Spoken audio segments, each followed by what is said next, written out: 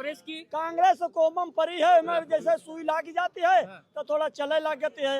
अब रह गया है जो उत्तर प्रदेश में गठबंधन होने जा रहा, चंद्रशेखर रावण, असरुद्दीन ओवैसी। ब्राह्मण विधायक मीटिंग नहीं करेंगे और आपके चैनल के माध्यम से ब्राह्मण विधायकों को भी कहेंगे और डिप्टी सीएम को भी कहेंगे, अगर आप ब्राह्मणों के नाम से बड़े नेता हो तो ब्राह्मणों के लिए, अपने समाज के लिए बोलना सीखिए, नहीं तो ब्राह्मण अपना नेता दूसरा कोई तय कर। लेकिन अखिलेश यादव जी, ब्राह्मण इतना मूर्ख नहीं है जितना आप समझते हैं, क्योंकि बहन जी ने भी कुछ दिन मूर्ख ब्राह्मणों को समझा था। उन्होंने ही नारा दिया था, तिलक तराजू और तलवार इनको मारो, जूते चार, और फिर घुटने पे आ गई थी, उनको कहना पड़ा था। जब अखिलेश यादव जी से मुसलमान बिल्कुल तल्ला झाड़ चुका है, यादव सब भाजपा में यहाँ जा रहा है, तो इनके अलावा सरकार बनाने के लिए, कुछ भी करने के लिए तैयार है। बाकी ऐसा कुछ चलने वाला नहीं है। सब बदल दिए कि क्या चुनाव जैसे जैसे आएगा, सब लोग दलित हितैषी हो जाएंगे। जिधर संख्या जिधर देखेंगे, ब्राह्मण इस समय नाराज चल रहा है, ब्राह्मण हितैषी हो जाएंगे। सभी लोग जो है ओबीसी हितैषी हो जाएंगे, महिला हितैषी हो जाएंगे। जब सब हितैषी ही हैं तो फिर दिक्कत काहे हो जाती है? देश के आजाद हुए लगभग 70-80 साल हो गए हैं। अब तक जितनी सरकारें बनी, सब नारा लगाते थे चुनावी रैलियों में, ये सरकार दलितों की है, ये सरकार शोषितों की है, सरकार वंचितों की है। आज 70 से 80 साल तक शोषित है, दलित है, वंचित है। इसकी जिम्मेदार कौन है? सरकार है ना। जब आप चुनावी मुद्दों में लाते हो, अब आज ब्राह्मण का मुद्दा बहुत चल रहा है। प्रदेश अध्यक्ष जी ने नोटिस जारी कर दी। प्रदेश अध्यक्ष जी जिस महाराजगंज सीट से चुनाव लड़ते हैं, उस महाराजगंज सीट पे 10% ब्राह्मण है। वो ब्राह्मणों की कृपा से सांसद बनते हैं और उनको मंत्री बना दिया गया। दूसरी बात है, जब ये मंत्री थे तो अपने दिल्ली आवास पे कुर्मी समाज की मीटिंग किया करते थे। तीसरी बात ये है, अगर भाजपा को मिर्ची लग गई, भाजपा के प्रदेश अध्यक्ष को ब्राह्मण मीटिंग पे, तो ये भाजपा में अल्पसंख्यक मोर्चा क्यों है, ओबीसी मोर्चा क्यों है, अनुसूचित मोर्चा क्यों है? इन मोर्चाओं को खत्म कीजिए। ब्राह्मण विधायक मीटिंग नहीं करेंगे और आपके चैनल के माध्यम से ब्राह्मण विधायकों को भी कहेंगे और डिप्टी सीएम को भी कहेंगे, अगर आप ब्राह्मणों के नाम से बड़े नेता हो तो ब्राह्मणों के लिए, अपने समाज के लिए बोलना सीखिए, नहीं तो ब्राह्मण अपना नेता दूसरा कोई तय कर लेगा। तय कर रहा है, क्या लग रहा है? बिल्कुल कर लेगा। अगर आप हमारे समाज के लिए नहीं बोलोगे, आप अभी यूपी पुलिस की वैकेंसी आई, हम युवा हैं, ब्राह्मण हैं, तो ब्राह्मण की छत्रियों की सजा है, तो हमें क्या मिला? 17 से 22 साल। उसके बाद बढ़ाई भी गई, तो ये एक तरीका का, वो सबको बढ़ाई गई, हमें थोड़ा बढ़ाई गई। हम अब उनकी तो 27 से 30 साल हो गई और हम तो 17 से 23 साल, 17 से 23 साल थी, 25 साल हो गई, 26 साल हो गई। तो इसमें फायदा किसको हुआ?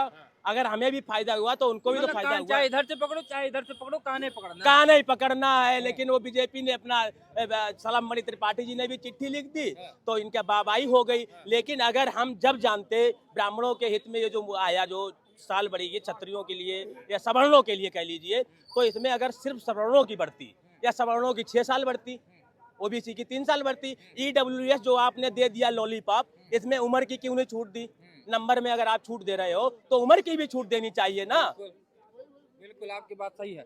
जब आपने ईडब्ल्यूएस दिया, आरक्षण दिया, तो आपको संपूर्ण रूप से आरक्षण देना चाहिए था। आपने दग्गा तो लगा ही दिया, दाग तो लगा ही दिया कि आपको भी हमने ओबीसी आरक्षण वाला बना ही दिया हूँ, मुंह बंद करके रखे रहो, दोबारा मुंह मत खोलना। लेकिन फायदा क्या उस 10% का, जिसमें ना आपको फीस में छूट, ना आपको एज रिलैक्सेशन, तो क्या वो सिर्फ आपको आरक्षण वाला बनाने के लिए, मुंह बंद रखने के लिए सरकार ने ये कदम उठाया क्या? देखिए, सरकार ने आरक्षण का जो, देखिए आरक्षण तो उसको मिलना चाहिए जो बिल्कुल आरक्षण के लायक है। अब हम रोड पे चल रहे हैं 5,000 का जैकेट पहन के, 10,000 का कपड़ा पहन के, तो हमको आरक्षण की जरूरत नहीं है। जरूरत उसको है जो रिक्शा चला रहा है, जरूरत उसको है जो रोड पे बेचारे भीख मांग रहे हैं, जो उस लायक है उसको आरक्षण दीजिए। भैया आपका मुद्दा था, अखिलेश यादव ने खुशी का, हाँ, उनका मदद किया। अखिलेश यादव मदद नहीं किए हैं। अखिलेश यादव अपना वो अपना वोट बैलेंस वहां पे प्लस करने गए थे। अखिलेश यादव, ये बताइए, वही अखिलेश यादव है जिनके सरकार में महिलाएं सुरक्षित नहीं हो रहती हैं, जिनकी सरकार में महिलाओं को बलात्कार, रेप कर दिया जाता है, तो आज वो दलित का इलाज करा के वो हितैषी बन रहे हैं, दलित हितैषी। अरे दलित हितैषी उसका बनिए ना, दलित कौन है? दलित कोई नहीं है। जिसको खाना पीना तरीके से, अच्छे तरीके से मिला, वो दलित कैसे हो सकता है? दलित तो वो है बेचारा जो रिक्शा चला रहा है, दलित तो उसको कहने। लेकिन वो मदद करने गए ना, खुशी दुबे की मदद करने गए। मदद करने नहीं गए हैं, वो दलितों का वोट बैलेंस वो प्लस करने गए। खुशी दुबे कौन सी दलित है भाई? वो तो खुशी ब्राह्मण है। ब्राह्मण है तो देखिए, ब्राह्मणों के हितैषी वो बन रहे हैं। देखिए आज क्यों बन रहे हैं, क्योंकि वो जानते हैं कि पंकज चौधरी जी ने, प्रदेश अध्यक्ष ने भाजपा के, उनसे ब्राह्मण समाज नाराज है, इसलिए आज हितैषी बन रहे हैं अखिलेश यादव ब्राह्मणों के। ब्राह्मणों 2012 से लेके 2017 तक का डाटा उठा लीजिए और कितने ब्राह्मणों की हत्या अखिलेश सरकार में हुई थी, आप डाटा उठाइए। हितैषी कोई नहीं, वोट हितैषी बिल्कुल अपना स्वार्थ है बस। हितैषी सब लोग बन रहे हैं। मैंने यही सवाल किया कि सेलेक्टिव राजनीति, मतलब हमारा जहाँ फायदा होगा वहाँ पे जाएंगे, झंडा उठाएंगे, बुलंद कर देंगे, और जहाँ पे हमको लगेगा अरे यार आज कुछ नहीं मिलना, बन रहे दोस्त को जाने दो, कोई मतलब नहीं है, जहाँ हो रहा होने दो। सेलेक्टिव पॉलिटिक्स पे क्या कहोगे? दूसरी चीज ये कि चुनाव आएगा तो हर पार्टियां कहती हैं और शुरू से कहती जा रही हैं कि मैं पिछड़ा हितैषी, मैं दलित हितैषी, मैं महिला हितैषी, मैं समण हितैषी, मैं बेरोजगारी हितैषी, मैं गरीबी हितैषी। सारे हितैषी वाले आज तक ये सब एक को चीज का खात्मा नहीं कर पाए। कैसे देख रहे आप? ये एक तरीके का एजेंडा है। वो सरकार चाहे भाजपा की हो, चाहे सपा की हो और चाहे कांग्रेस की हो, तो हमें तो लगता है कि प्रदेश में अगर कोई नई भी सरकार बनेगी, कोई नई पार्टी भी बनेगी, तो उनका भी यही एजेंडा रहेगा कि युवा को नौकरी हम देंगे, 70 साल पुराना कर्ज हम माफ करेंगे, किसानों के खाते में इतना रुपया जमा करवाएंगे, महिलाओं को ये देंगे, पुरुषों को ये देंगे, सबको रोजगार देंगे। ये सभी पार्टियों का एजेंडा है। पार्टी जिस दिन एजेंडा छोड़ करके दलित, ब्राह्मण, क्षत्रिय ये सब छोड़ करके जिस दिन सरकार आ जाएगी मानवता की पार्टी पे, कि सब हमारे लिए एक, जितने हैं सब हमारे लिए एक रहेंगे, तब हमको लग रहा है कि इस सरकार का और इस प्रदेश का और इस देश का कुछ हो पाएगा। क्योंकि यदि अगर आप SC ST वालों को छूट दे रहे हैं, OBC वालों को 10% की दे रहे हैं और जनरल वालों को आप 5% दे रहे हैं, तो ये चीज़ हमारे ख्याल से गलत है। अगर SC ST को 50 मिल रही है तो OBC भी 50 मिलनी चाहिए और जनरल भी 50 ही मिलनी चाहिए। तो फिर कैटेगराइज कैसे हुआ? वो तो कैटेगराइज आप करिए। आपने जनरल वालों के लिए क्या किया कि जो थोड़ा सा नीचे स्तर के जनरल वाले हैं उनके लिए आपने EWS सर्टिफिकेट निकाल दिया कि आपका सफेद कार्ड होगा, राशन का ये होगा, आपका पक्का घर नहीं होगा तो आपको EWS सर्टिफिकेट मिल जाएगा। 500 स्क्वायर फीट से घर का मकान होगा तो आपको EWS सर्टिफिकेट मिल जाएगा। तो यदि अगर ये जनरल वालों के लिए किया जा सकता है तो ये क्या अन्य वालों के लिए नहीं किया सकता है कि 500 स्क्वायर फीट से घर में कम में मकान है? की बात कर रहे हैं क्या? आइए वो मुद्दा नहीं है हमारा आरक्षण। कैसे देख रहे हैं ये चुनाव आएगा तो घमासान मचता रहेगा, मतलब किसी को किसी की चिंता नहीं, वोट बैंक की चिंता दिख रही है। देखिए पत्रकार महोदय, मुद्दा आपका जो खुशी दुबे की बात है कि खुशी दुबे की माता जी के सहयोग में अखिलेश यादव जी सहयोग कर रहे हैं। मैं अखिलेश जी से कहना चाहता हूं कि आप राजनीति कर रहे हैं PDA की। आप कहते हैं कि मैं PDA के लिए आवाज़ बुलंद करूंगा, कहीं किसी दलित पिछड़े के साथ घटना हो जाती है आप कमेटी गठित कर देते हैं, लेकिन अगर कहीं सवर्ण, मैं खास तौर पर कोट करूंगा, ब्राह्मण बिरादरी या ठाकुर बिरादरी के व्यक्ति के साथ घटना होती तो आपका प्रतिनिधि मंडल मिलने नहीं जाता है। मजबूरी में आपने नेता प्रतिपक्ष माता प्रसाद पांडे को बना रखा है ब्राह्मणों को लुभाने के लिए। लेकिन अखिलेश यादव जी, ब्राह्मण इतना मूर्ख नहीं है जितना आप समझते हैं, क्योंकि बहन जी ने भी कुछ दिन मूर्ख ब्राह्मणों को समझा था। उन्होंने ही नारा दिया था तिलक तराजू और तलवार इनको मारो जूते चार, और फिर घुटने पे आ गई थी। उनको कहना पड़ा था जब ब्राह्मण शंख बजाएगा हाथी दौड़ा जाएगा। तो अब वही काम अखिलेश यादव जी कर रहे हैं। इनको लग रहा है ब्राह्मणों को लुभाने के लिए हम खुशी दुबे की माता जी का इलाज कर देंगे, ब्राह्मण हमको वोट दे देगा।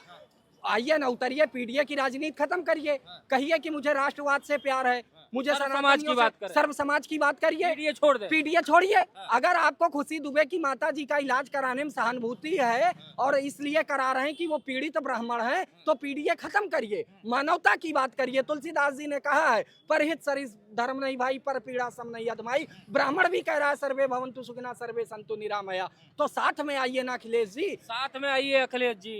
ये राजनीति चल रही है कि साथ में आने की, या कवायद चल रही, जोड़ने की कवायद चल रही है? ये बेवकूफ बनाने की कवायद कौन चल बना रहा रही है है? बेवकूफ? अखिलेश यादव जी। कहाँ बेवकूफ बना रहे हैं? अच्छा, किसी की मदद करना बेवकूफ बनाना होगा। महोदय बता दीजिए, अगर तुमने उस पीड़ित खुशी दुबे, मतलब जो भी महिला का नाम है, हम कहते हैं अपनी माँ बहन बेटी चाहे दूसरे की है, वो भी हमारी है, खुशी दुबे बहन। सवाल रहा है जब इस तरीके का उनका केवल एक वोट लेना है और ब्राह्मण समाज को बेवकूफ बनाना है, यही अगर ब्राह्मण समाज न चेते तो अलग की बात है। वो तो आदमी को दिशा और दशा अपनी समाज का और अपना खुद स्वयं तय करना है, कहने का कुछ नहीं। रह गया सवाल इस तरीके के जो अखिलेश यादव जी से मुसलमान बिल्कुल तल्ला झाड़ चुका है। यादव सब भाजपा में यहाँ जा रहा है, तो इनके अलावा सरकार बनाने के लिए कुछ भी करने के लिए तैयार हैं। बाकी ऐसा कुछ चलने वाला नहीं है। नहीं आएंगे सत्ता में वापसी। कौन? अखिलेश यादव? भारतीय जनता पार्टी ने कहा सबका साथ, सबका विकास, सबका विश्वास, सबका प्रयास, हर हर मोदी, घर घर मोदी। तो जही का चुनाव जनता खुद स्वयं लड़ रही हो, उसको दिक्कत किसका किस चुनाव बात? जनता स्वयं लड़ रही है? क्लियर करो। मोदी जी का। मोदी जी का चुनाव जी। जनता स्वयं लड़ रही है। स्वयं लड़ रही है। और हर सपा हर का कौन लड़ रहा है? सपा का हवा हवाई में चल रहा सपा है। हवा हवाई में लड़ रहा है। जी। और बीजेपी के चुनाव जनता लड़ रही है। जनता लड़ राहुल रही है। बाबा कांग्रेस की हैं? कांग्रेस की कांग्रेस कोमम परी है, मैं जैसे सुई लागी जाती है तो थोड़ा चले लगती है। हाँ। अब रह गया है जो उत्तर प्रदेश में गठबंधन होने जा रहा, चंद्रशेखर रावण, असरुद्दीन ओवैसी, ये समाजवादी कांग्रेस का ही पश्चिम से बाजा बजाना चालू करेगी। तो इस प्रदेश की जनता फैसला ले रही चंद्रशेखर है। रावण भी आ गए हैं बीच में। कौन? चंद्रशेखर रावण। चंद्रशेखर रावण, असरुद्दीन ओवैसी का तो बिहार में क्या गठबंधन हुआ नहीं है? हाँ। क्या तो चंद्रशेखर यूपी में रावण? भी होगा। बिल्कुल होगा। हाँ। पश्चिमी उत्तर प्रदेश से दिशा और दशा तय होगी। तो फिर भी भाजपा कैसे जीतेगी? भाजपा? हाँ। अरे तो जनता को तय करना है, कोई हमको तो अच्छा, तय आपने करना। कह दिया भाजपा का चुनाव तो जनता लड़ेगी ही। वो तो लड़ीबाई करिए, मैं कोई कहने वाली बात। वैसी और चंद्रशेखर गठबंधन करके लड़ेंगे। बिल्कुल गठबंधन करके लड़ेंगे। 20% SC, 20% मुसलमान। तो 40% तो भैया जिता दिया उनको, सत्ता में ला दिया, तो बीजेपी कैसे जीतेगी?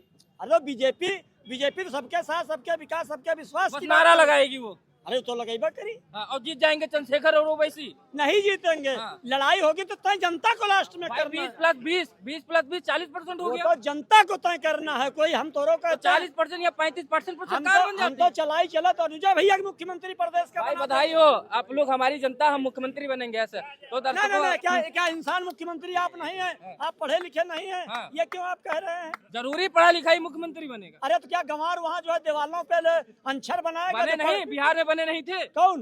रबड़ी देवी। वो तो एक घर की ये चौपार थी। हाँ। तो वो ये भारतीय जनता पार्टी घर की चौपार नहीं, ये राष्ट्र की पार्टी है, संवैधानिक पार्टी। हाँ। और तुमको बता दें, सपा और कांग्रेस वाले क्या कहते हैं, मुसलमान की भाजपा दुश्मन है। तुमने हमको क्या दिया? हाँ। तुमने तो हमेशा हमको रोड पे खड़ा रखा। हाँ। बाकी अब मुसलमान जागरूक हुआ है और भारतीय जनता पार्टी के कितने साथ को जागरूक किए हो, कितने मुसलमान को? हम तो यही सबसे कहते हैं कि अगर अटल जी ने आज विदेश की रास्ता न खोलाई होती तो इससे गई गुजरी मुसलमान की हालत होती। और JP अब्दुल कलाम जैसे व्यक्ति को अटल बिहारी वाजपेयी जी ने राष्ट्रपति बनाया है। अटल बिहारी वाजपेयी, भारतीय जनता पार्टी ने और माननीय नरेंद्र मोदी जी ने मुसलमानों की ठेकेदारी नहीं की है। ठेकेदारी कांग्रेस और समाजवादी ने ठीक मुसलमानों की है, आप लोग रुके रहिए, जाइएगा नहीं, हमें तो इसके बाद तुरंत दूसरे चैनल पे वीडियो बनाना है। इसी के साथ इस वीडियो को समाप्त करते हैं। नमस्कार।